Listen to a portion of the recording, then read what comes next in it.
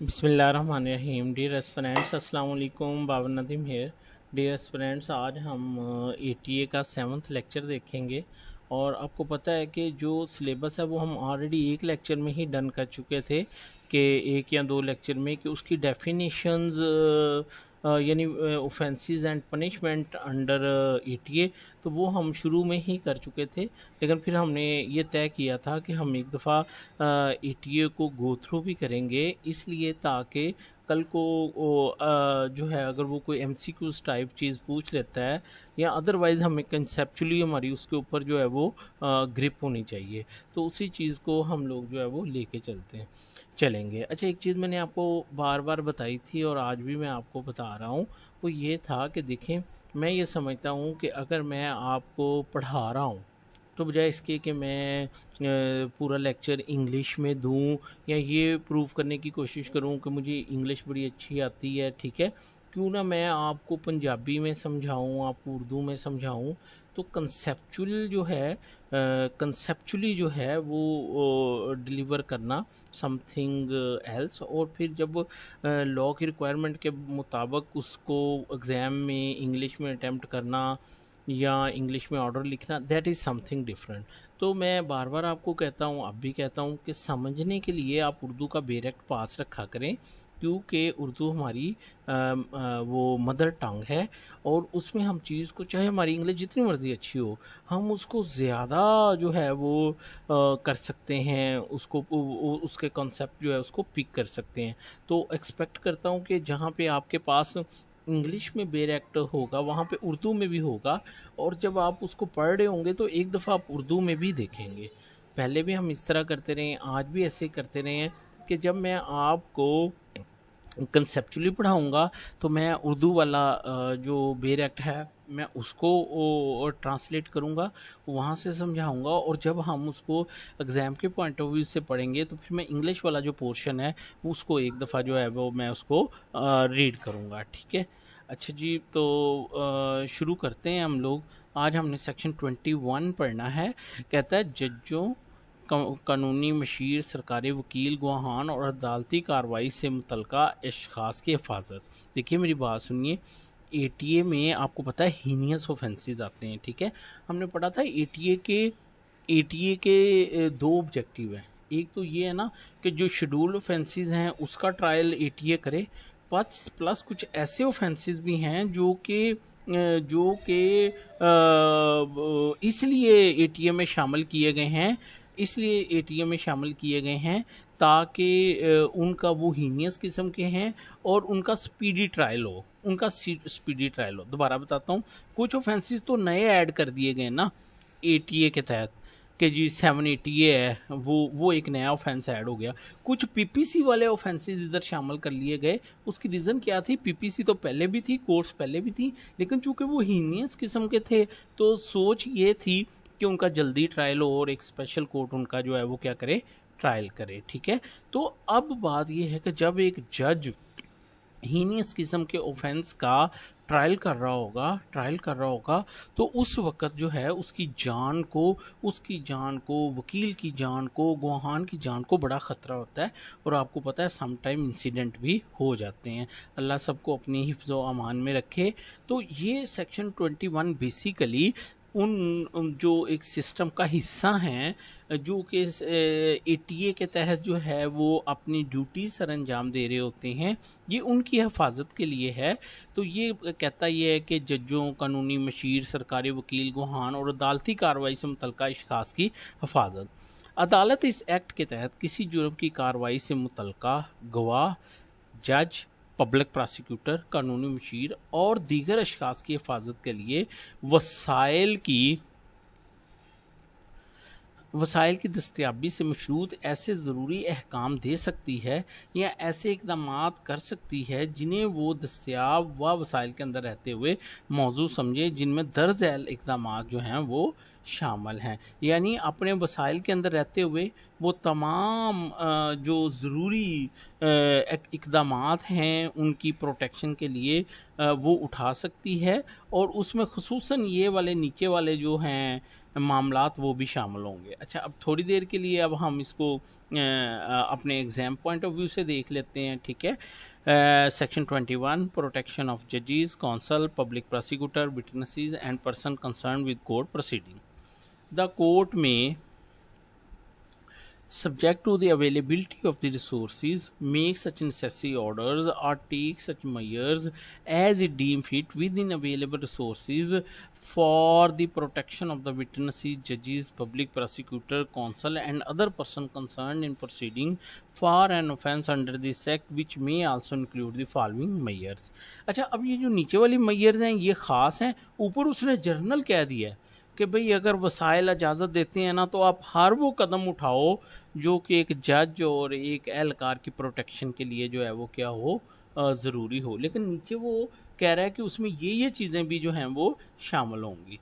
अब वो क्या है, सबसे पहली क्या चीज़ है उनकी प्रोटेक्शन में, वो ये है जज, गवाहान या मुतासरा शख्स के अहल खाना की हिफाजत, लोगों या उन अशख़ास को हजूम या हंगामी हालात से बचाने के लिए, या जज को धमकियों से बचाने के लिए, या इस तरह की खौफजदा सूरत हाल पैदा होने से बचने के लिए कार्रवाई बंद कमरे में की जा सकती है, या ऐसी जगहों पर जहां आम लोगों के दाखिले पर पाबंदी हो। क्या कि जहाँ पे ये ख़दशा हो कि लोग धावा बोल सकते हैं, लोग जज को प्रेशराइज़ कर सकते हैं, ज़्यादा इकट्ठा होकर खौफजदा कर सकते हैं, तो उस सूरत में क्या किया जा सकता है कि उनको कोर्ट ये ऑर्डर किया जा सकता है कि भाई यहाँ पे सिर्फ ज़रूरी बंदा ठहरेगा और उसके बाद कमरा लॉक हो जाएगा, कोर्ट लॉक हो जाएगी, कोर्ट प्रिमिसेस लॉक हो जाएंगी और वहाँ पे आम बंदा जो है वो नहीं आ सकेगा, ठीक है।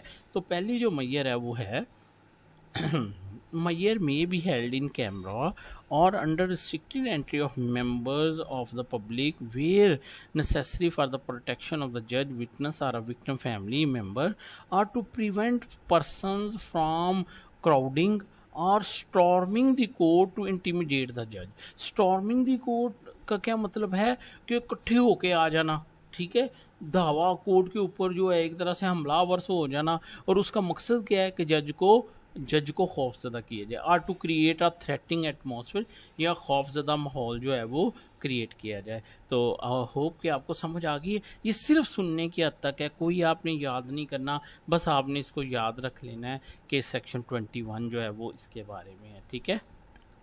उसके बाद दूसरा क्या है, बी ये है जजों, कानूनी मशीर, पब्लिक प्रोसिक्यूटर, गवाहान और अदालती कार्रवाई से मुतल्लिका अशख़ास के नाम शाया नहीं किए जाएंगे। क्यों भाई? इसलिए कि अगर फ़र्ज़ करो जज का नाम और प्रोसिक्यूटर का नाम और दीगर गवाहान का नाम अगर बार बार अखबारात में या इधर उधर आ रहा होगा तो वो जो बंदा जो उनको नुकसान पहुंचाना चाहता है वो उनको ट्रेस करेगा, और ट्रेस करने के बाद उसका हदफ जो है वो आसान हो जाएगा। अनफॉर्चुनेटली आप सोच रहे होंगे कि सर प्रैक्टिकली तो ऐसे नहीं होता, मीडिया में तो नाम आ रहे होते हैं, लेकिन हम तो बात कर रहे हैं लॉ की ना, हम तो बात कर रहे हैं लॉ की। तो बी क्या है, द नेम्स ऑफ जजेस, counsel, public prosecutor, witnesses and person concerned with court proceeding shall not be published। ठीक है। अच्छा बच्चों, एक बड़ी अहम बात बताना भूल गया, किसी ने पॉइंट आउट किया है कि जैसे अब आप जिस बेर एक्ट से पढ़ा रहे हैं वो अपडेटेड नहीं है, ठीक है। एनी हाउ मेरे मुताबिक अपडेटेड है, लेकिन अगर आपको पता चल जाता है, आपको लगता है कि ये अपडेटेड नहीं है, तो प्लीज़ थोड़ा सा ख़ुद उसको कर लें, उसको समझ लें, उसके मुताबिक चलें, ठीक है। होप कि आपको मेरी बात जो है वो समझ आ गई है, ठीक है। अच्छा, उसके बाद सी क्या है, ये मैंने पढ़ दिया, द नेम ऑफ द जजेस, counsel, public prosecutor, witnesses and person concern with court proceeding shall not be published. And किसी भी इंक्वायरी, तफ्तीश या अदालती कार्रवाई के दौरान जब भी मामला मुल्ज़म की शनाख्त का हो तो गवाह को किसी भी मुल्ज़म की शनाख्त के दौरान मुल्ज़म से गवाह की शनाख्त के तहफ़्फ़ुज़ के लिए। अच्छा, ये कहता है कि अब अगर एक मुल्ज़िम ने एक गवाह ने एक मुल्ज़म की आइडेंटिफिकेशन परेड में करनी में उसको वो शनाख्त करनी है उसकी, तो अगर उसको मुल्ज़िम को या जो मुल्ज़िम के साथ हैं लोग और वो अरेस्टेड नहीं हैं, तो उनको जब पता चल जाएगा कि ये वाला गवाह है जिसने इसको शनाख्त करने जाना है, तो वो फिर कोशिश करेंगे कि ये जो विटनेस है ये उसको शनाख्त करने तक पहुंच ही ना सके। ठीक है, तो उसके लिए ये प्रोविज़न है कि ऐसे इक़दाम भी किए जाएंगे कि उस विटनेस को जो उसको आइडेंटिफाई करने जा रहा है उसको तहफ़्फ़ुज़ दिया जाए, और इस तरह भी तहफ़्फ़ुज़ दिया जाए कि जो मुल्ज़म है उस तक उसकी आइडेंटिफिकेशन ना पहुँचे, किसकी, गवाह की। ठीक है, ऐसे भी हो सकता है कि इस तरह का सिस्टम हो जाए, इस तरह का पर्दा हो जाए। यहाँ ऐसे भी हो सकता है कि मुल्ज़िम एक कमरे में हो, ठीक है, और गवाह जो है वो दूसरे कमरे में हो, और वो थ्रू वीडियो लिंक उसको जो है वो कर ले, उसको शनाख्त कर ले, ताकि उसकी आइडेंटिटी जो है वो उसके सामने ना आए, मुल्ज़म के सामने। ठीक है, तो फिर ये भी इक़दाम उठाए जा सकते हैं। ड्यूरिंग एनी इंक्वायरी, इन्वेस्टिगेशन और court proceeding, whenever the matter of the identification of the accused arises, adequate protection shall be provided to a witness identifying any accused in order to protect the identity of the witness from the accused. ठीक है, ये थोड़ा सा मुझे गड़बड़ लगती है इसके टेक्स्ट में, एनी हाउ। अच्छा जी, होप कि आपको ये समझ आ गई कि वो सब सेक्शन 1 क्या करता है। अब हम चलते हैं सब सेक्शन 2 के ऊपर। जजों, मुल्ज़मान, गवाहान, पब्लिक प्रोसिक्यूटर, वकील सफाई और अदालती कार्रवाई से मुतल्लिक़ा शख्स के तहफ़्फ़ुज़ के लिए हुकूमत मुनासिब या मुजव्वज़ा तदाबीर इख्तियार कर सकती है, और मुसल्लह अफवाज भी जजों, मुल्ज़म, गवाहान, वकीलों, तफ्तीशी अफसरान, वकील सफाई और अदालती कार्रवाई से मुतल्लिक़ा तमाम अफराद को तहफ़्फ़ुज़ फ़राहम करेगी। क्यों जी? ठीक है, समझ आ गई इसमें कि जो हमने सब सेक्शन 1 पढ़ा है वो ये था कि अदालत ये इक़दाम उठा सकती है। कौन? अदालत, जो हमने सब सेक्शन 1 में पढ़े।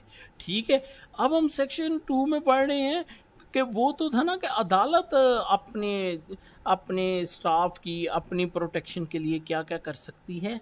अब सब सेक्शन 2 ये कहता है कि गवर्नमेंट जो है और जो फौज है वो भी उनको तहफ़्फ़ुज़ फराहम करेगी। किनको? जजेस को। तो सब सेक्शन 2 ये है, जजों, मुल्ज़मों, गवाहान, पब्लिक प्रोसिक्यूटर, वकील, अदालती कार्रवाई में मुतल्लिक़ा शख्स के तहफ़्फ़ुज़ के लिए हुकूमत मुनासिब या मुजव्वज़ा तदाबीर इख्तियार कर सकती है, और मुसल्लह अफवाज भी जजों, मुल्ज़मों, गवाहान, वकीलों, तफ्तीशी अफसरान, वकील सफाई और अदालती का तमाम अफराद को हिस्सा फ्राहम करेगी। ठीक है, इन तदाबीर में मंदरजा झैल शामिल हो सकती हैं। यानी सबसे पहले आप दोबारा पढ़ते हैं। For the purpose of protection of the जजेस, accused witnesses, prosecutor and defense counsels, and anyone concerned with the court proceeding, the government may adopt such other measures as may be appropriate for or may be prescribed, and the armed forces shall also provide witnesses, prosecutor, investigation, defense counsel, and all other concerned in the court proceeding। अच्छा, आपने एक चीज़ देखी है, जब हम Urdu English को मिला के पढ़ते हैं तो आपको लगता है कि सर अब आप आगे चलें, हमें ज़रूरत नहीं है, हमें समझ आ गई है। तो यही मैं चाहता हूँ आपके अंदर कॉन्फिडेंस आए। मैं आपको अकेला ATA नहीं पढ़ा रहा, मैं तो ये चाहता हूँ कि आप मुझसे ये गुर सीख लें कि कोई भी एक्ट कैसे पढ़ा जा सकता है। ठीक है, अच्छा जी, इन तदाबीर में मंदरजा झैल शामिल हो सकती हैं। क्या? समाअत के दौरान गवाहों, जजों और वकीलों को अवाम की नज़रों से बचाने के लिए स्क्रीनें इस्तेमाल की जा सकती हैं। ठीक है, वो जैसा मैंने पहले भी कहा था। ठीक है, समाअत जेल में या वीडियो लिंक के ज़रिए की जा सकती है। ठीक है, हुकूमत कानून या कवायद के ज़रिए गवाह के लिए हिफाजती प्रोग्राम तश्कील दे सकती है कि भाई इस बंदे के साथ इतनी स्क्वाड होगी, इतने लोग होंगे, ये प्रोटेक्शन होगी, इसके तहवील में ये बंदा ट्रैवल करेगा, यहाँ तक पहुँचेगा।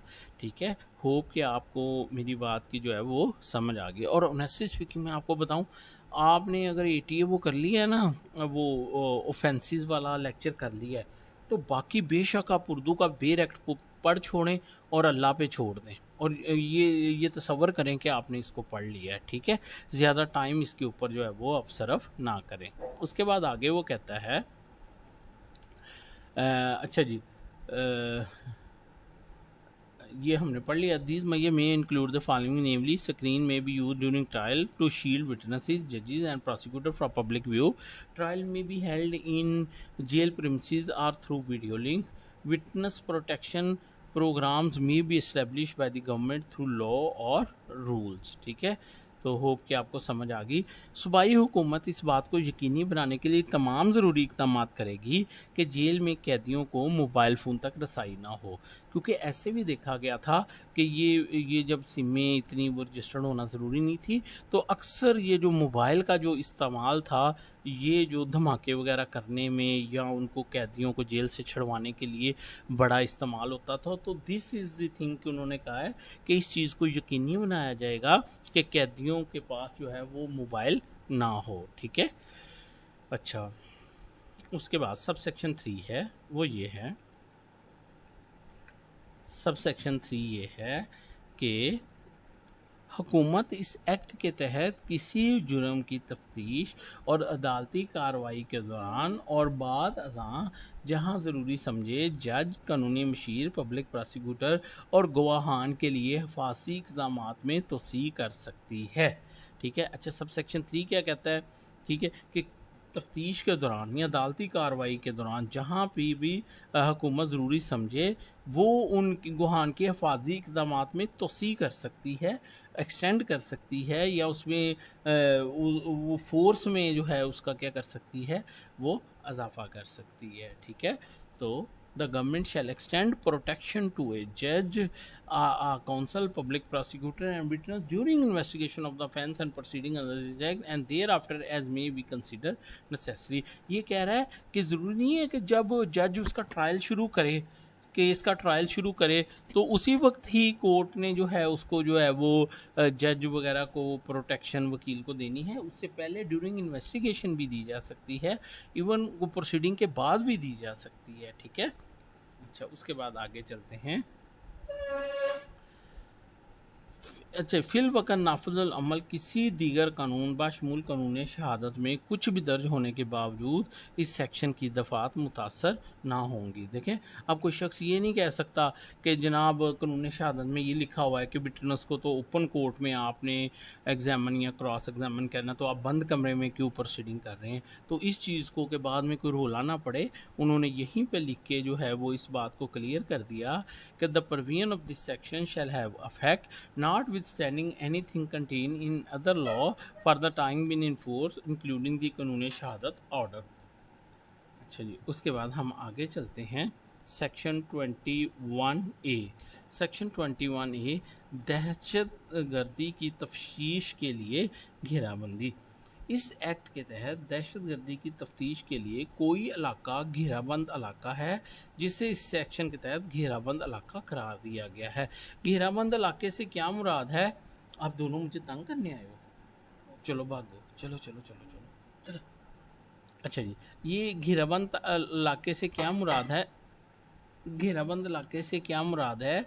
घेराबंद इलाके से मुराद ये कि जब पुलिस को ये पता चला कि फ़लाँ जगह पे इंसिडेंट हो गया, तो वो क्या करेंगे कि वो एक ख़ास लिमिट तक उस इलाके को क्या कर देंगे, बंद कर देंगे। क्या क्या ताकि मुलज़म अगर है फ़रार ना हो सके, कोई मुतशाबा शख्स है, ठीक है, तो वो वहाँ से फ़रार ना हो सके, कोई एविडेंस मिटा के ना निकल जाए। तो इसलिए सेक्शन 20A शामिल किया गया है कि जब उसकी तफ्तीश हो तो उसको कॉर्डन ऑफ कर दिया जाए एक ख़ास हद तक, और वहाँ पे वो बेशक वो क्या स्टिकर वगैरह लगा दिए जाएं, जो मर्ज़ी कर दिया जाए, तो वो एक रस्सी सी खींच दी जाए ताकि कोई उस वकूवे वाली जगह पे ना आए, और अगर वो इलाका बंद किया गया तो वो उस इलाके से बाहर जो है वो ना जाए।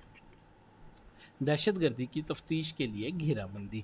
इस एक्ट के तहत दहशतगर्दी की तफ्तीश के लिए कोई इलाका घेराबंद इलाका है जिसे इस सेक्शन के तहत घेराबंद इलाका करार दिया गया है। किसी इलाके को घेराबंद इलाका सिर्फ वो अफसर करार दे सकता है जो डिप्टी सुप्रीडेंट ऑफ पुलिस के ओहदे पर मुश्तरका तहकीकाती टीम के रुकन से कम ओहदा ना हो और अगर वो इसे दहशतगर्दी की तफ्तीश के सिलसिले में ज़रूरी समझे। अच्छा, हर कोई कॉर्डन ऑफ का वो नहीं कर सकता ऑर्डर, उसके लिए वो जो ऑफिसर होगा वो कम अज़ कम जो है वो क्या हो, डिप्टी सुप्रीडेंट ऑफ पुलिस का जो है उसके पास ओहदा हो, या कम अज़ कम वो जो इन्वेस्टिगेशन टीम है वो उसका रुकन हो। ठीक है, दोनों में से एक कम हो। ठीक है, और फिर वो ज़रूरी भी समझे कि ये इलाका जो है इसको घेराबंद, इसका घेरा करना ज़रूरी है। ठीक है। अच्छा जी, उसके बाद करार दिए जाने का अमल ज़ुबानी तौर पर किया गया है तो करार देने वाला अफसर जल्द से जल्द तहरीरी तौर पर इसकी तस्दीक करेगा। देखिए, ऐसे भी हो सकता है कि टाइम कम हो और कॉर्डन ऑफ का ऑर्डर करने के लिए अभी टाइम ना अवेलेबल हो, तो ज़ुबानी तौर पे भी अमल किया जा सकता है, इलाके को बंद किया जा सकता है और उसकी बाबत तहरीरी ऑर्डर बाद में भी किया जा सकता है। ठीक है। करार देने वाला अफसर जिस हद तक काबिल अमल हो घेराबंदी के इलाके की हदबंदी का बंदोबस्त करेगा। अच्छा, अब जब उसने कह दिया जी कि 10 फीट या 100 फीट तक की जो है इसको इलाके को कॉर्डन ऑफ करना है, तो फिर उसकी हदबंदी के कहाँ पे 100 फीट ख़त्म होते हैं, कहाँ पे 1 किलोमीटर जो है वो अराउंड में ख़त्म होता है, तो वो भी उसका वो जो अफसर जिसने कहा है वो उसकी हदबंदी कि वो करेगा कि यहाँ पे आके वो जो एरिया तय हुआ है वो यहाँ पे आके पूरा होता है, तो ये वाला इलाका यहाँ तक जो है उसको उसका घेरा कर लिया जाए। ठीक है।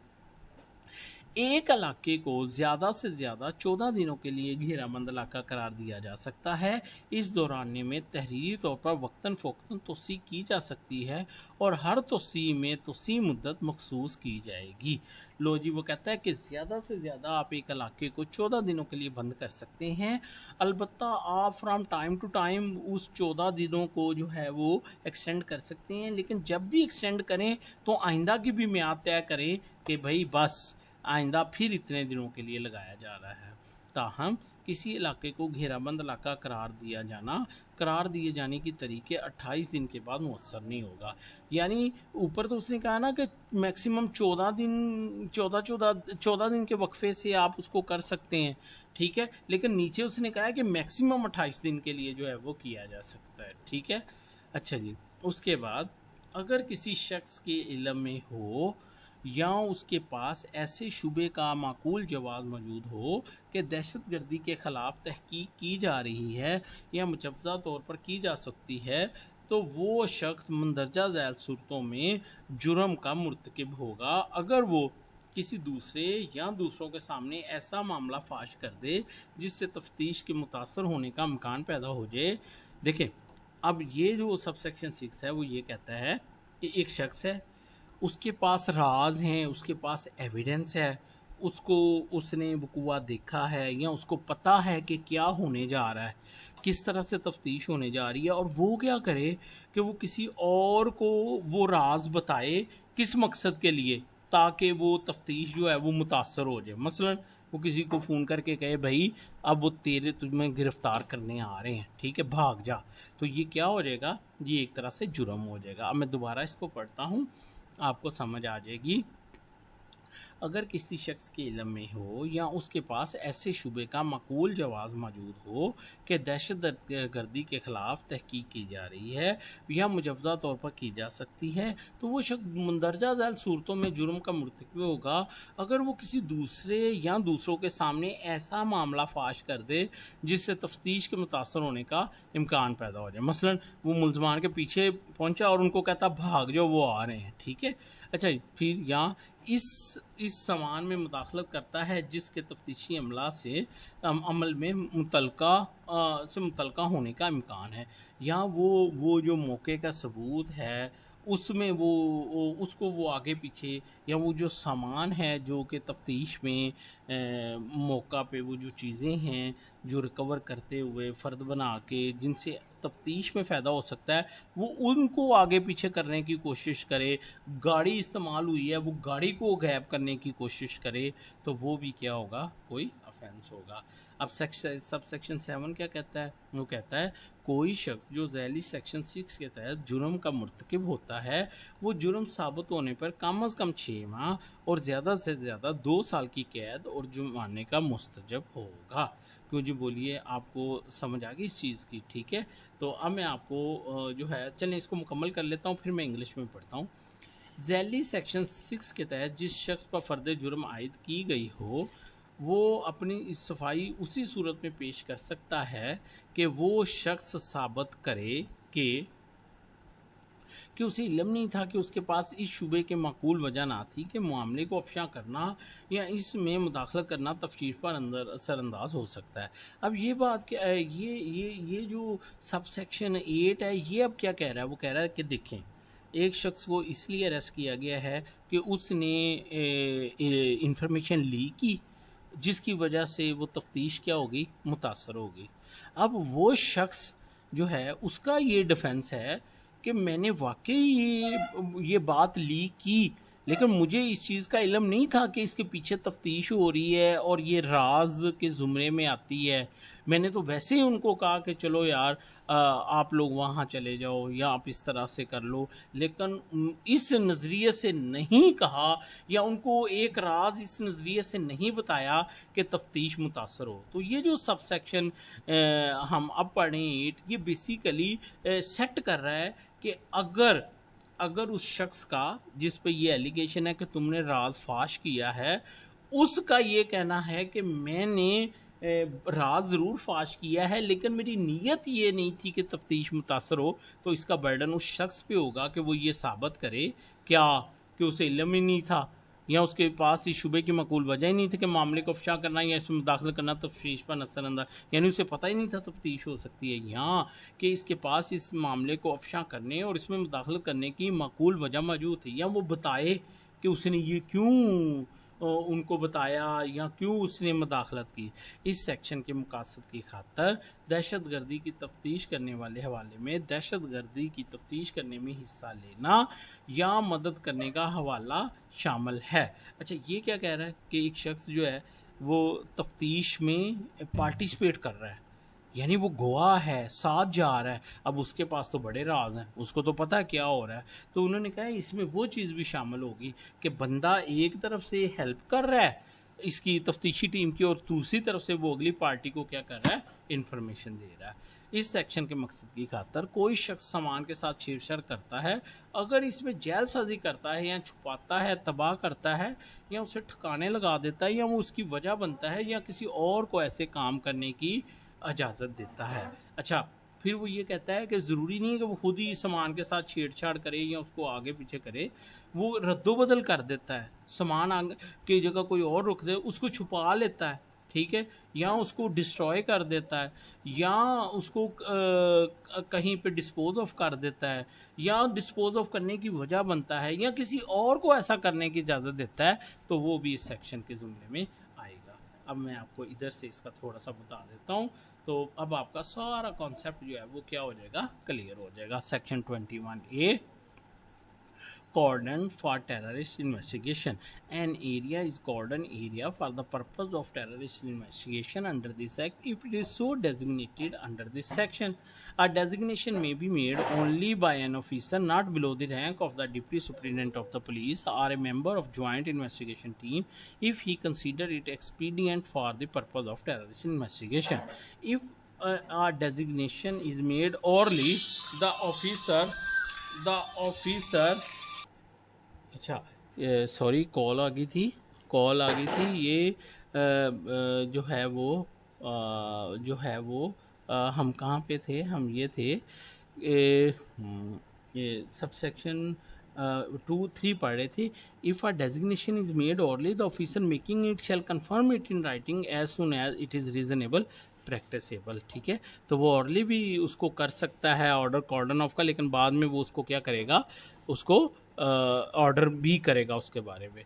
The officer making a designation, ठीक है, shall arrange for the demarcation of the cordoned area so far as it is reasonable practicable। अब वो जो ऑफिसर जो कि कॉर्डन ऑफ का कह रहा है वो क्या करेगा, वो उसकी फिर जितने उसने कॉर्डन ऑफ करने का कहा है उसकी डिमार्केशन का भी करेगा कि यहाँ पे आके वो जो एरिया हमारा रिक्वायर्ड है 1 किलोमीटर 2 किलोमीटर, वो यहाँ आके जो है वो मुकम्मल होता है। तो यहाँ पे जो है वो नाका लगा दिया जाए या वो उसको कॉर्डन ऑफ कर दिया जाए। An area may be designated a cordon area for a maximum period of 14 days which may be extended in writing from time to time with each extension specifying the additional period. ठीक है, पढ़ा चुका हूँ। ठीक है, provided that a designation shall have no effect after 28 days beginning with the day on which it was made, where a person knows और has reasonable cause to suspect that a terrorist investigation is be conducted or is proposed to be conducted, a person commits an offence if he discloses to another or others anything which is likely to prejudice an investigation or interfere with the material which is likely to be relevant to an investigation। ठीक है, समझ आ गई जी इस चीज़ की। Whoever commits an offence under subsection shall be liable on conviction to imprisonment for a term not less than 6 months and not exceeding 2 years and fine। Subsection 8 है, it is a defence for person charge with an offence under subsection 6 to prove that he did not know and had no reasonable cause to suspect that the disclosure और interference was likely to affect a terrorist investigation. यानी वो कहता है जी बिल्कुल मैंने सामान से छेड़छाड़ की है, बिल्कुल मैंने सामान जो है वो आगे भेज दिया, लेकिन मुझे पता ही नहीं था ये इन्वेस्टिगेशन हो रही है और इसको कॉर्डन ऑफ किया गया है। ठीक है, that he had reasonable excuse for disclosure or interference, या वो लीगली बाउंड था कि जिसको वो बता रहा था डिस्क्लोज कर रहा था वो लीगली बाउंड था कि वो उसको डिस्क्लोज करता। For the purpose of this section, ठीक है, a reference to conducting a terrorist investigation include a reference to take part in conduct of or assisting terrorist investigation. ठीक है, अच्छा इसमें वो ये कह रहा है कि जहाँ पे ऊपर वर्ड आया ना कंडक्ट अ टेररिस्ट इन्वेस्टिगेशन, उसमें ये चीज़ भी शामिल है कि वो उसके कंडक्ट में या वो असिस्ट कर रहा था इन्वेस्टिगेशन को, तो वो भी ऐसे ही समझा जाएगा जैसा कि वो टेररिस्ट इन्वेस्टिगेशन जो था वो कंडक्ट कर रहा था। अ पर्सन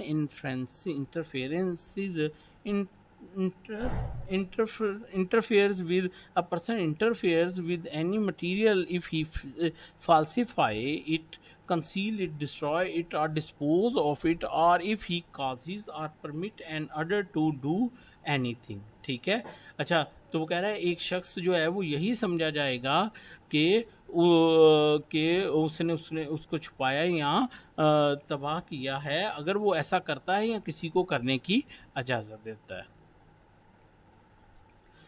ले लीजिए आगे है सेक्शन जो है वो है 21B। ठीक है, सेक्शन 21B दहशतगर्दी की तफ्तीश। वर्दी में मलबूस पुलिस एहलकार या मुश्तरका तहकीकाती टीम का एक रुकन किसी शख्स को घेराबंद इलाके को फ़ौरन छोड़ने का हुक्म दे सकता है, किसी शख्स को उन अहाता जात को छोड़ने का हुक्म दे सकता है जो कुली या जुज़वी तौर पर घेराबंद इलाके के अंदर हों या इससे मुल्हिका हों, या अब लोगों को निकाला जा रहा है वहाँ से कि भाई तुम ये छोड़ दो इलाका।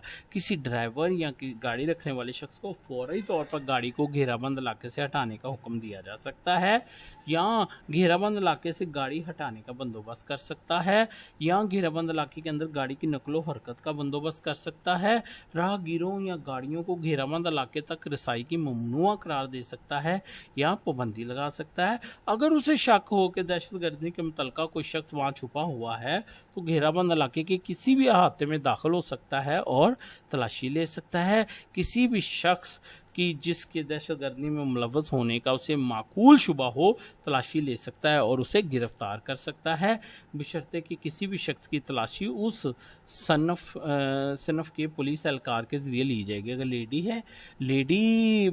है तो लेडी ही उसकी तलाशी लेगी, ठीक है।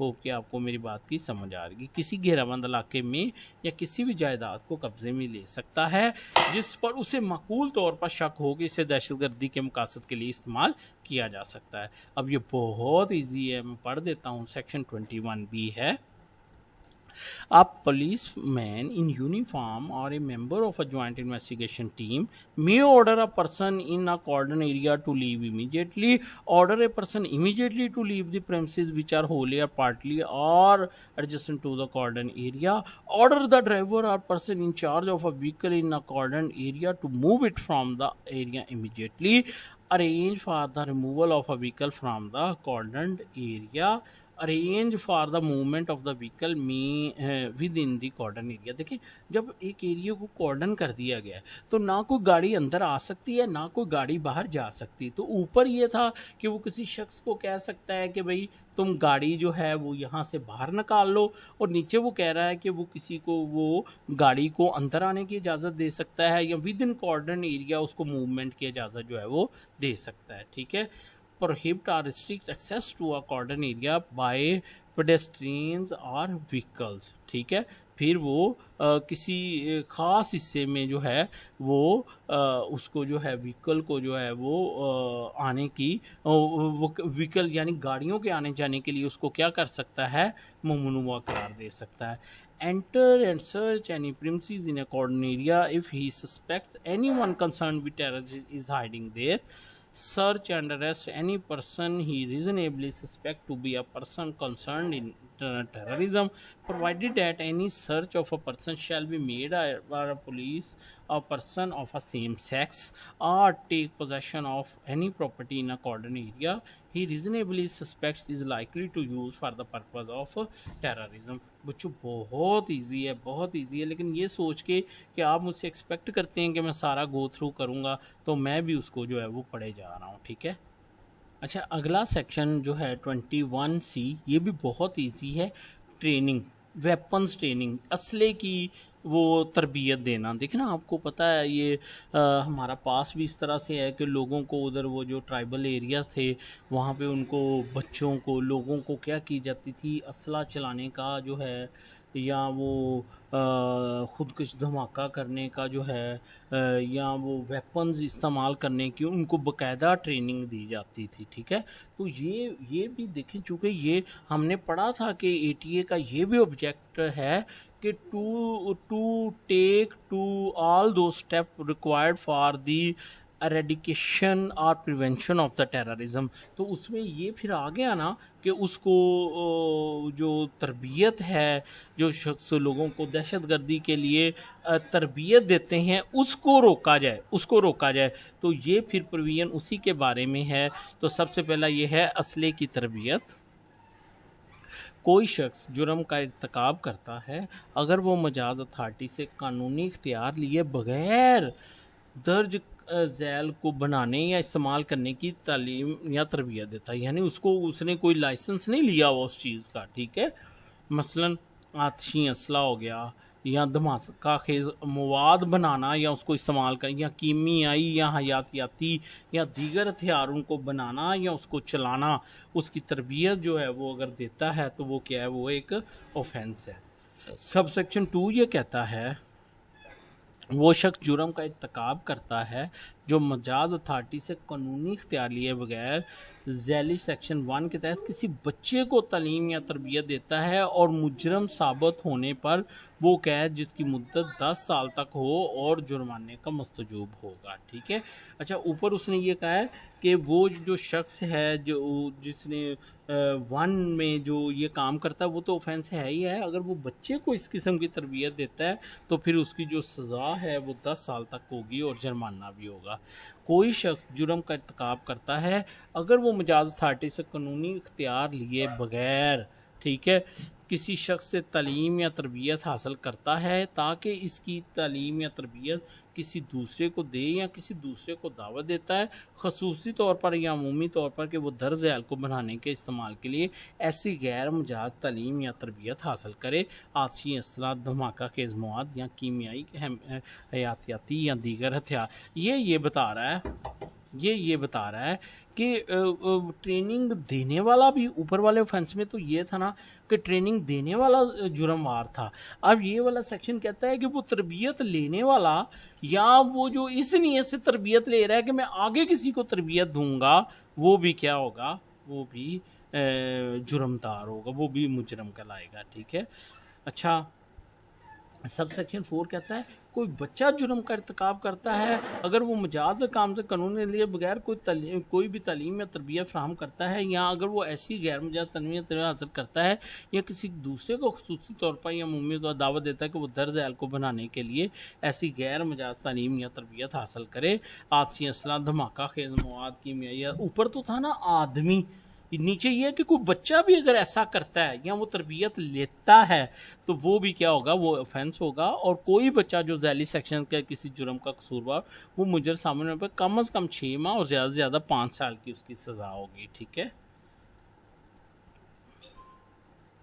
कोई शख्स जो झैली शख्स 1 और 3 के तहत जुर्म का कसूरवार साबित हो, जुर्म साबित होने पर 10 साल की कैद या जुर्माना या दोनों का मुस्तजब होगा। ऊपर जो हमने पढ़ा है कि कोई शख्स अगर वो ट्रेनिंग लेता है या वो ट्रेनिंग लेने के लिए आगे बताता है तो उसकी सज़ा 10 साल है, और अगर वो कोई बच्चा है तो उसकी मैक्सिमम सज़ा 5 साल है। ठीक है। अच्छा जी, अब हम इसको जो है वो पढ़ लेते हैं। weapon training. A person commit an offense if he provide without valid authorization from competent authority any instruction on training in making or use of। ठीक है, यानी वो ट्रेनिंग देता है, ठीक है, बगैर किसी इजाज़त के किस चीज़ की, कि असला कैसे बनाया जाए, धमाका खेज़ मवाद कैसे बनाया जाए, या वो मुहलक जो हैं वो हथियार कैसे बनाए जाए। सब सेक्शन 2 ये है। A person commit an offence if he provide without valid authority from the computer any instruction training to any child under sub section and on conviction shall be liable to term of imprisonment for not less than 10 year. देखिए मेरी बात सुने, ये जो sub section 1 है 21C का sub section 1, इसकी सज़ा कहाँ पे दी है, सबसे आखिरी सेक्शन में दी है। कहाँ गया, a person guilty of offence under subsection 1 shall be liable on conviction to imprisonment for a term not exceeding 10 years or fine। ये जो सबसेक्शन 6 है ये कहता है कि उसकी सज़ा जो है वो 10 साल से ज़्यादा नहीं होगी, लेकिन जो सबसेक्शन 2 कहता है वो कहता है अगर वो किसी बच्चे को ट्रेनिंग दे रहा है तो वो फिर 10 साल से कम नहीं होगी। बात समझ आ गई आपको मेरी बात की? यानी सबसेक्शन 1 और जो लास्ट सब सेक्शन है वो कहता है कि उसकी सज़ा 10 साल से ज़्यादा नहीं होगी, लेकिन सब सेक्शन 2 कहता है कि अगर वो जो ट्रेनिंग दे रहा है वो किसी बच्चे को दे रहा है तो फिर वो सज़ा 10 साल से कम नहीं होगी। ठीक है। हाँ जी, थैंक यू।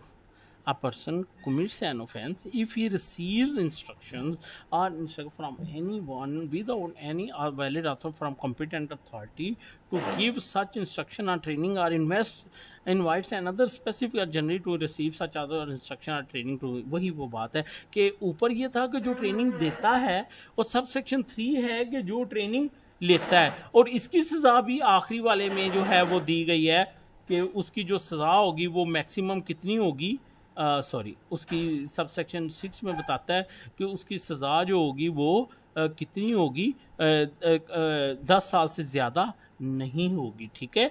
लेकिन अब सब सेक्शन 4 में आ जाओ, वो कहता है कि अगर वही ट्रेनिंग लेने वाला जो है वो बच्चा है, क्या है, बच्चा है, कहाँ है सब सेक्शन 4, तो उस सूरत में सब सेक्शन 5 कहता है कि उसकी सज़ा जो है वो 6 माह से कम नहीं होगी और 5 साल से ज़्यादा नहीं होगी। कहने का मतलब ये है कि ये वाला सेक्शन बच्चे को भी देख रहा है कि बच्चा अगर ट्रेनिंग देने वाला या लेने वाला बच्चा है तो फिर उसकी सज़ा कम है, लेकिन अगर वो जो है वो क्या कहते हैं दूसरा कोई आदमी है तो उसकी सज़ा जो है वो पूरी है। सब सेक्शन 6 हमने पढ़ लिया। अब है training in terrorism. Sub section 1 था वेपन ट्रेनिंग, अब ये है ट्रेनिंग इन टेररिज्म, दहशतगर्दी की ट्रेनिंग। ठीक है, दहशतगर्दी की तरबियत। कोई शख्स जुर्म का इर्तिकाब करता है अगर वो अमूमी तौर पर या खसूसी तौर पर दहशतगर्दी की कार्रवाई की तालीम या तरबियत फ़राहम करता है। ठीक है, कि कोई भी शख्स जो है वो अगर टेररिज्म की तालीम देता है या तरबियत करता है तो वो एक ऑफेंस है। और कोई शख्स जुर्म का इर्तिकाब करता है अगर वो दहशतगर्दी की कार्रवाई की तालीम या तरबियत हासिल करता है या किसी दूसरे को अमूमी तौर पर खुद ऐसी तालीम और या अगर वो शख्स जो है वो जो है वो तरबियत लेता है, ऊपर था देता है, नीचे है लेता है, तो भी वो एक ऑफेंस है। और सबसे सी ये कहता है कि उसकी सज़ा कम अज़ कम 1 साल और ज़्यादा से ज़्यादा 10 साल होगी, रीगरस इम्प्रिजनमेंट होगी। ठीक है। डी ये कहता है कोई शख्स जुर्म का कसूरवार होगा अगर वो दहशतगर्दी की इक़दाम में किसी बच्चे को तालीम और तरबियत फराहम करता है या जुर्म साबित होने पर कम अज़ कम 1 साल और ज़्यादा से ज़्यादा 10 साल की कैद बामुशक्क़त और जुर्माने की सज़ा जो है वो होगी। अब डी जो है वो क्या कहता है कि अगर वो किसी बच्चे को कर रहा है, ट्रेनिंग फ्राहम कर रहा है, तो बच्चे को करने की उसको अलहदा सज़ा मिलेगी 10 साल। ठीक है, और जो उसने दहशतगर्दी के लिए कहा है बी और सी के तहत उसकी सज़ा अलहदा होगी। यानी दोबारा बताता हूँ, दहशतगर्दी की ट्रेनिंग देने की सज़ा अलहदा है और अगर दहशतगर्दी की ट्रेनिंग किसी बच्चे को दे रहे हैं तो उसकी सज़ा अलहदा है। तो जो बच्चे को ट्रेनिंग देगा उसको दहशतगर्दी के वाले ऑफेंस की भी सज़ा मिलेगी और बच्चे को तरबियत देने की सज़ा भी जो है वो मिलेगी। उसके बाद है कोई बच्चा जुर्म का इर्तिकाब करता है या अगर वो अमूमी तौर पर या खसूसी तौर पर दहशतगर्दी के इक़दाम में तालीम या तरबियत फ़राहम करे और मुजरम साबित होने पर कम अज़ कम 6 माह और ज़्यादा से ज़्यादा 5 साल की सज़ा कैद का मुस्तजब होगा। अच्छा, फिर वो ये कहता है कि अगर कोई बच्चा इसकी ट्रेनिंग देता है, ठीक है, दहशतगर्दी की, तो उसकी सज़ा जो है वो 6 माह से लेके 5 साल तक है। अच्छा, बच्चों पे क्यों रहम किया जा रहा है? क्योंकि बच्चों को तो वो क्या कहते हैं, उनको तो फीड किया जाता है ना, उनको तो फीडबैक किया जाता है, जैसी उनकी तरबियत की गई वो समझते हैं यही जन्नत है, इस तरह से करना। तो इसलिए इस चीज़ को सामने रखते हुए उनके लिए जो सज़ा है वो कम है। थैंक यू बेटा। अच्छा जी, उसके बाद ये है कि एफ हो गया जी, कोई बच्चा जुर्म का अगर दहशत तरबियत हासिल कर मुजरिम सामने, अच्छा ये हो गया। ठीक है, अब डी 8 भी पढ़ लेते हैं। कोई अदालत जिसने किसी शख्स को इस सेक्शन के तहत किसी जुर्म की सज़ा सुनाई हो, किसी भी चीज़ या जायदाद जो अदालत के ख्याल में जुर्म के मुतलका मकासद से शख्स के ज़ेर कब्ज़ा थी ज़ब्त करने का हुक्म दे सकती है। ताहम मुजरम साबित होने वाले शख्स के अलावा अगर कोई दीगर शख्स मालिक होने का दावा करे या बसूरत दीगर इसमें, तो वो उसे अपनी सुनवाई का एक मौका दिया जाएगा। अच्छा, जिस शख्स को सज़ा दी जा रही है, अब उसकी अगर उस ट्रेनिंग से, उस दहशतगर्दी की इनकम से उसकी कोई जायदाद बनी है तो वो भी ज़ब्त की जा सकती है, या उस ट्रेनिंग से दहशतगर्दी से मुतलका वो चीज़ हो ज़ब्त की जा सकती है। लेकिन अगर कोई शख्स कहे कि मैं जी इसका मालिक हूँ, तो उसको एक दफ़ा सुनने का मौका जो है वो दिया जाएगा। ठीक है, अब training in terrorism, a person commit an offence if he provide general या स्पेसिफिक एनी इंस्ट्रक्शन और training in act of terrorism. ठीक है, अच्छा जी, हो गया ना कि जो ट्रेनिंग देता है वो उसकी सज़ा है। A person commit an offence if he receive any instruction and training in act of terrorism और invite another special invited to receive such instruction. पहला ये सबसेक्शन क्लॉज ए ये था कि जो ट्रेनिंग देता है, और क्लॉज बी ये है जो ट्रेनिंग लेता है या किसी को ट्रेनिंग लेने की दावत देता है। A person guilty of offence and shall on conviction be liable to imprison for either prescription for a term which not less than 1 year and more than 10 year, और जो सज़ा होगी वो 1 साल से लेकर 10 साल तक होगी। डी ये कहता है person guilty of if he provide an instruction training in act of terror to a child and on conviction shall be liable either for a term less than 1 year and not more than, और अगर वो बच्चे को training दे रहा है तो बच्चे को ट्रेनिंग देने का एक अलग जुर्म है, उसकी भी सज़ा है। ठीक है, a child commit an offense if he provide generous by any instruction training in act of terrorism and on conviction shall be liable, और अगर वो बच्चा ट्रेनिंग दे रहा है या ले रहा है तो उसकी सज़ा जो है 6 महीने से 5 साल तक है। A child commit an offence if he receive generally a specific instruction or training in acts of terrorism and on conviction shall be liable in not less than, और अगर कोई बच्चा ट्रेनिंग ले रहा है तो उसकी सज़ा कितनी है, 6 माह से लेके 5 साल तक है. A code by which a person is convicted of an offence under this section may order for forfeiture of anything or property which if he considered to have been in the person's possession for the purpose connected with the offence after giving a person other than the convicted who claim to be owner or is otherwise interested an opportunity of being heard. देखें, वो offence से related अगर कोई property है तो वो भी ज़ब्त कर ली जाएगी, और अगर कोई शख्स उसको मालिक कहता है तो उसको एक दफ़ा सुनने का जो है वो मौका जो है वो दिया जाएगा. अच्छा, आगे सेक्शन 21D है बेल. अच्छा, ये बहुत इजी है, और उधर आपने सीआरपीसी में भी बेल पढ़ी हुई है, तो ये ना इसको उर्दू में पढ़ने का फ़ायदा नहीं है. लैंग्वेज भी इजी है, लेकिन आप फिर भी उसको साथ में मिला के पढ़ लीजिएगा. मैं पढ़ता हूँ. Not with standing the provision of section 439, 491, 490, 497, 490, 498 561A of the code, no court other than an anti-terrorism court or high court or the Supreme Court or shall have the power or jurisdiction to grant bail to or otherwise release an accused person in case triable by anti-terrorism court. ले जी, ये clear कर रहा है, वो कह रहा है कि सीआरपीसी को छोड़ें आप, ठीक है, कोई कोर्ट मास वाई एटीसी की कोर्ट जो होगी, एटीसी की कोर्ट जो होगी वो जो है वो बेल ग्रांट नहीं करेगी, ठीक है, क्योंकि स्पेशल लॉ है ना.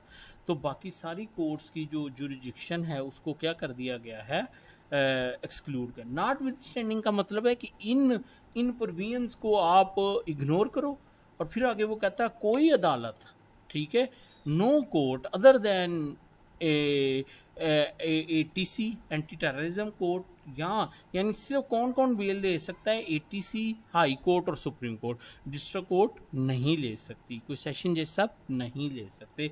सिर्फ कौन लेगा, या वो ले सकता है एंटी टेररिज्म कोर्ट या हाई कोर्ट या सुप्रीम कोर्ट, ठीक है. अच्छा जी, चले. पावर और jurisdiction to grant bail to otherwise release an accused person in a case triable by an anti terrorism code, ठीक है. तो अब होगा क्या, फिर हायरार्की क्या बनेगी कि सबसे पहले बेल कहाँ पे आएगी, एटीसी में, फिर कहाँ पे जाएगी, हाई कोर्ट में, फिर कहाँ जाएगी, सुप्रीम कोर्ट में, ठीक है. अच्छा, सब सेक्शन 2 ये है, कहता all offences under this act punishable with death और imprisonment exceeding 3 years shall be non bailable. लो जी, वो कह रहा है जितने भी जुर्म जिनकी सज़ा 3 साल से ऊपर है वो क्या होंगे, वो नॉन बेलेबल होंगे. Provided that if there appears reasonable ground for believing that any person accused of non bailable offence has been guilty of an offence punishable with death or imprisonment for life or imprisonment for less than 10 years, such person shall not be released on bail. फिर आगे वो ये कहता है कि वो शख्स ऊपर तो ये कह रहा है ना कि नॉन बेलेबल होंगे, और प्रोवाइजो में ये कहता है कि जो उसने जुर्म किया अगर वो इम्प्रिजनमेंट विद डेथ या इम्प्रिजनमेंट फॉर लाइफ या imprison not less than 10 years है तो उस सूरत में उसको बेल नहीं मिलेगी. आगे आपको पता है कि वो फिर इंटरप्रिटेशन है, प्रेसिडेंट्स हैं कि बेशक ये एक जनरल रूल है कि उसको ऑफेंस नहीं मिलेगी अगर वो प्रोहिबिटिव क्लॉज में फॉल करता है, लेकिन वो वाले पैरामीटर्स वहीं पे रहते हैं कि अगर मैटर ऑफ फर्दर इंक्वायरी बनता है, ठीक है, तो उस सूरत में जो है उसको बेल जो है वो दी जा सकती है. सब सेक्शन 3 क्या है, वो कहता है subject to sub section 2 the court may admit a person to bail unless satisfied that there are substantial ground for believing that the person if released on bail whether subject to condition or not would fail to surrender the custody. अच्छा, वो कहता है कि अगर सब section 2 में bell बनती भी हो, मसलन वो ऑफेंस पनिशेबल विद डेथ या इम्प्रिजनमेंट ऑफ 10 और मोर ना हो, यानी 10 साल से कम का हो ऑफेंस, तो उस सूरत में भी कोर्ट उसकी बेल जो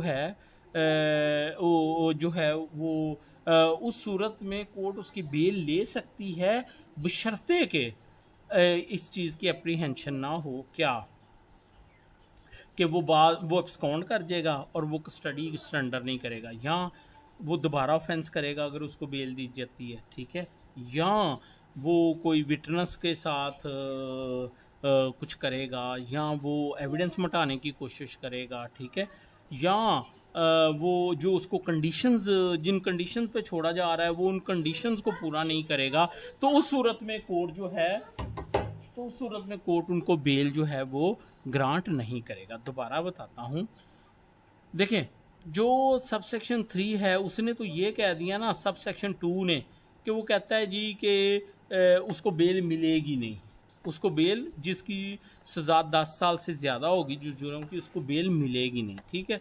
लेकिन सब सेक्शन 3 में वो कहता है कि जिसमें बेल मिलनी है, यानी 10 साल से कम का ऑफेंस है, उसमें भी बेल नहीं मिलेगी अगर ये वाले सिचुएशन हो कि वो एब्सकॉन्ड करेगा, रेपिटेशन ऑफ ऑफेंस होगी, या वो टेम्परिंग विद एविडेंस करेगा, या वो किसी कंडीशन को कंप्लाई विद नहीं करेगा, ठीक है।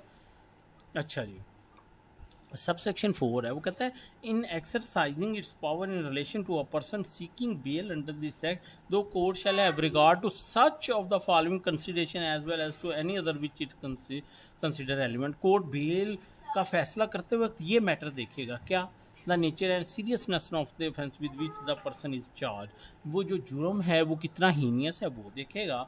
The character, antecedents, association and community ties of the person, उस शख्स का करदार, उसको उसके बड़े कौन थे, उसका रहना सहना कैसा है, किस कम्युनिटी में वो रहता है, इसको देखा जाएगा। The time which the person has already spend in custody and the time which he is likely to spend in custody if he is not admitted to bail. Court ये भी देखेगी कि वो कितने अरसे से जेल में है और आगे वो कितना अरसा और जेल में रहेगा। The strength of the evidence of his having committed the offence, और ये भी देखेगी कि वो अभी तक उसके अगेंस्ट कितना एविडेंस आया है कि जो उस पर एलिगेशन है उसने जुर्म किया है, आया रिकॉर्ड पे कोई एविडेंस भी मौजूद है या ऐसे ही उसको जो है वो जेल में बंद कर रखा हो। सब सेक्शन पर बेटा खामोश हो जाए आप। Without prejudice to any other power to impose condition on admission of bail, the court admitting a person to bail may impose such condition as considered। अच्छा जी, कोर्ट जो है वो दूसरी कंडीशंस भी बेल पे लगा सकती है, उसके साथ ये वाली भी लगा सकती है, क्या, likely to result in the person's appearance at the time and place required including a very high bail shortage, कि कोर्ट जो है वो उस बंदे की उसकी अपीयरेंस को यकीनी बनाने के लिए जो है वो ज़्यादा श्योरिटी जो है वो उसको क्या कर सकती है, तलब कर सकती है, ठीक है। रिक्वायर्ड है, necessary in the interest of justice और for the prevention of crime including surveillance of the person granted bail to monitor his activities and requiring him to report to the concerned police station at specified interval as determined the court। Court उसको उसकी जासूसी भी कर सकती है कि वो कहाँ आता जाता है, उसको मॉनिटर कर सकती है और उसको डायरेक्शन दे सकती है कि तुम फ्रॉम टाइम टू टाइम जो है फलां थाने में जाके अपने बारे में क्या करोगे, रिपोर्ट करोगे। It shall be lawful for the person to be held in a military or police protective custody in accordance with the condition of bail। अच्छा, जो शख्स मिलिट्री की कस्टडी में है उसको भी राइट होगा कि वो बेल को जो है क्या करे, बेल के लिए अप्लाई कर सके और उसको बेल जो है वो दी जा सके।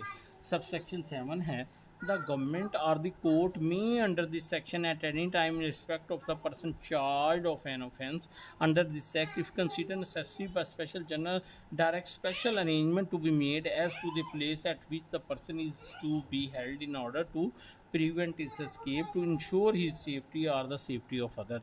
अच्छा, फर्दर ये है कि कोर्ट जब उसकी बेल शेल का होगा या उसकी वो होगी ट्रायल की डेट होगी तो वो गवर्नमेंट ये इकदाम कर सकती है कि वो कहीं भाग ना सके, उसके इकदाम कर सकती है और फिर इस चीज़ के भी इकदाम कर सकती है कि कहीं उसको मार ना दिया जाए। तो ये बेल का सेक्शन था, इम्पोर्टेंट था, प्लीज़ आप इसको ज़रूर अच्छी तरह से देखिएगा। अच्छा, उसके बाद रिमांड है, उसके बाद रिमांड है तो वो आप वो सेक्शन को ज़हन में रखें 167, ठीक है। कहता है where a person is detain for investigation the investigation officer within 24 hour of the arrest excluding the time necessary for journey from place of arrest to the court shall produce the accused before the court and may apply for remand of the accused to the police custody और custody of any other investigation agency joined in the investigation for which the maximum period allowed may be not less than 15 days and not more than 30 days at one time. ठीक है, लो जी, ये बड़ा easy है। वो ये कहता है कि जब एक शख्स हिरासत में है और 24 घंटे में इन्वेस्टिगेशन मुकम्मल नहीं की जा सकती तो फिर उस सूरत में उस बंदे का जो है वो रिमांड जो है उसका अप्लाई करना ज़रूरी है। और जो कोर्ट के सामने वही कौन सी कोर्ट, वही ATC कोर्ट, ठीक है। और वो जो कोर्ट ग्रांट करेगी रिमांड वो 15 दिन से लेके 30 दिन का होगा। उधर क्या था प्यारे बच्चों, उधर क्या था, उधर ये था कि वो रिमांड जो है वो मैक्सिमम 15 डेज़ का हो सकता है लेकिन इंटरवल्स में होगा। ठीक है, लेकिन यहाँ पे एक टाइम में जो रिमांड दिया जाएगा वो 15 से 30 दिन तक का होगा। और फिर नीचे चल के हम पढ़ेंगे कि टोटल जो रिमांड दिया जा सकता है वो कितनी डेज़ का होगा, वो 90 डेज़ का होगा। Provided where an accused cannot within 24 hours be produced before the court, a temporary order for police custody or custody of any other investigation in not exceeding 24 hours may be obtained from the nearest magistrate for the purpose of producing the accused before the court within that time। ये वही बात कर रहा है कि वो जो court है जहाँ से उसका 24 आवर में रिमांड लेना है वो इतने दूर है कि 24 आवर के बाद या 24 आवर में उस कोर्ट तक नहीं पहुँचा जा सकता। तो फिर वो जो नज़दीक वाला मजिस्ट्रेट होगा वहाँ पे मुलजिम को पेश किया जाएगा और वहाँ से राहदारी का जो है वो ट्रांजिटरी रिमांड जो है 1 या 2 दिन का हासिल किया जाएगा और फिर उसको वहाँ पे ले जाके क्या किया जाएगा, पेश किया जाएगा। No extension of time of the remand of the accused in police custody or custody of any other and shall be allowed unless it can be shown by investigation officer to the satisfaction of the court that further evidence may be available and the court is satisfied no bodily harm will be caused to the accused। अब जो subsection 2 है ये बड़ा important है। ये वो grounds बताता है जिन ग्राउंड्स के ऊपर जो है कोर्ट जो है वो ATC कोर्ट जो है वो रिमांड ग्रांट करेगी। और वो पहली ग्राउंड क्या है कि वो तफ्तीशी ये साबित करे कि इससे फर्दर एविडेंस जो है वो भी कलेक्ट होगा इन्वेस्टिगेशन के दौरान। और दूसरा ये है कि उसके ऊपर किसी किस्म का तशद्दुद नहीं किया गया और ना ही किया जाएगा। Provided eight total period of such remand shall not exceed 90 days. Remand के टोटल पीरियड जो हो सकता है वो कितना होगा, 90 days। The court shall be deemed to be a magistrate for the purpose of subsection 1। अच्छा जी, और यहाँ पे देना ATC कोर्ट ने रिमांड, लेकिन वो एज ए मजिस्ट्रेट काम करेगा। क्या मतलब कि जो फिर मजिस्ट्रेट की जितनी भी पावर्स हैं CRPC के तहत वो उसको क्या करेगा, एक्सरसाइज करेगा। Provided at the magistrate appointed Shariah Nizam Adl regulation the shall also have the same power as given to the court under this section. ये वो ट्राइबल एरिया के लिए जो है वो बात कर रहा है। तो होप के डियर एस्पिरेंट्स आपको रिमांड की भी जो है वो समझ आ गई है। डियर एस्पिरेंट्स लेक्चर लेंथी हो गया, होप के बड़ा इम्पॉर्टेंट था। इसमें हमने रिमांड बेल को क्लियर किया है, इसको ज़रूर देखिएगा। तो इंशाल्लाह फिर मुझे अपनी दुआ में याद रखिएगा। थैंक यू सो मच, अल्लाह हाफिज़।